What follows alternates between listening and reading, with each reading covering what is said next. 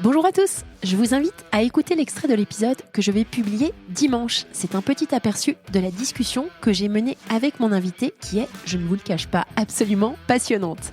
Bonne écoute et à dimanche pour entendre l'intégralité de l'épisode.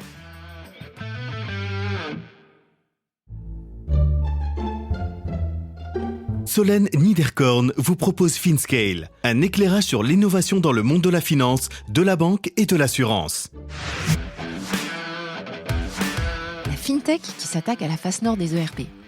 Pauline Glickman, CEO et cofondatrice de Payflows. C'est une surcouche ERP.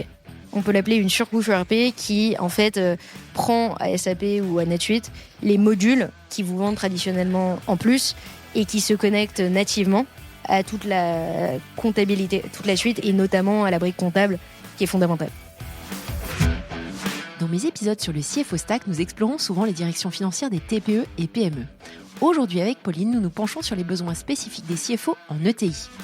Un point critique abordé par Payflows est celui de la rigidité des ERP qui ne fournissent pas aux comptables, analystes, trésoriers et autres professionnels les outils nécessaires pour gérer efficacement les données financières et transactionnelles. Cette gestion se heurte à des défis concrets, comme la difficulté à produire, analyser et partager les données financières, la diversité des sources de données, la multiplication des systèmes et leur manque de connectivité.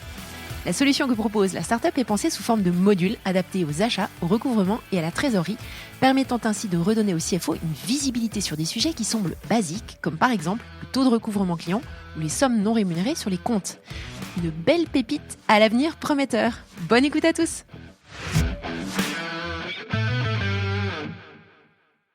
Bonjour à tous, bonjour Pauline. Bonjour Solène. Merci de me rejoindre pour replonger dans le CFO Stack pendant une demi-heure. Merci pour ton temps.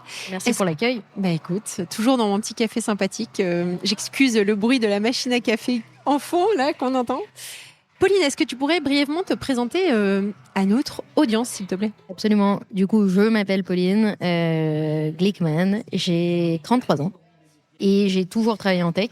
D'abord chez Airbnb pendant 5 ans dans 4 bureaux différents. Puis j'ai géré les opérations d'une boîte d'assurance, d'une insurtech, avant de me lancer dans l'entrepreneuriat. C'était chez Luco, hein ? C'était chez Luco. Ok, ça marche, parfait. Donc plutôt opération. Pas trop de direction financière, si ? Plutôt opération, mais mon premier job était d'être data analyst. Donc toujours avec une forte composante analytique. Et mes rôles en Ops étaient souvent très strat, où j'ai été le chief of staff de plusieurs dirigeants et avec une forte composante data. D'accord, parfait.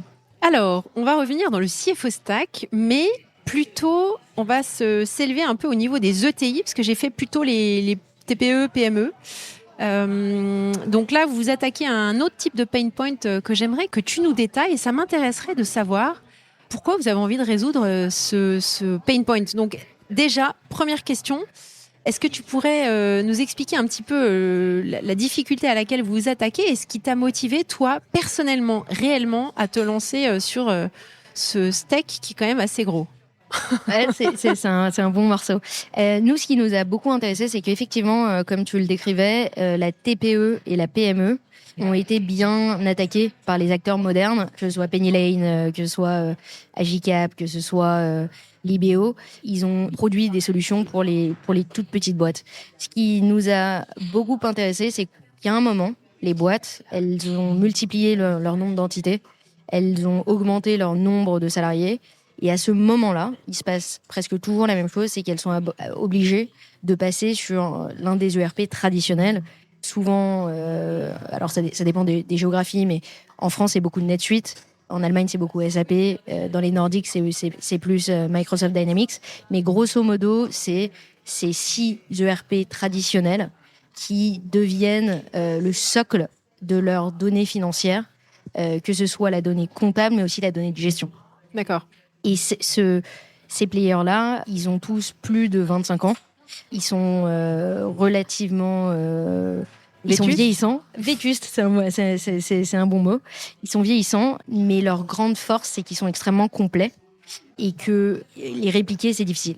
Donc, fondamentalement, le problème qui nous a intéressés, c'est que au moment où la boîte scale et la boîte gagne en complexité, ça devient difficile de produire, d'analyser, de partager de la donnée financière Et ça se manifeste assez simplement par le fait que ça devient difficile de répondre à des questions qui peuvent sembler simples.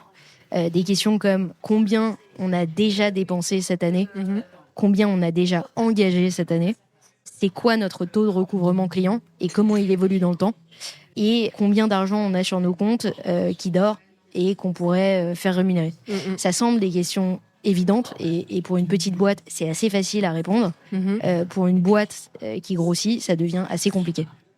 Et la personne dont tu parles, c'est quoi ? C'est le comptable qui fait de la compta analytique, c'est le CFO, c'est toutes ces personnes-là en même temps ? Alors nous, nos clients, c'est une équipe. C'est une équipe finance qui reporte au CFO et qui a souvent plusieurs acteurs.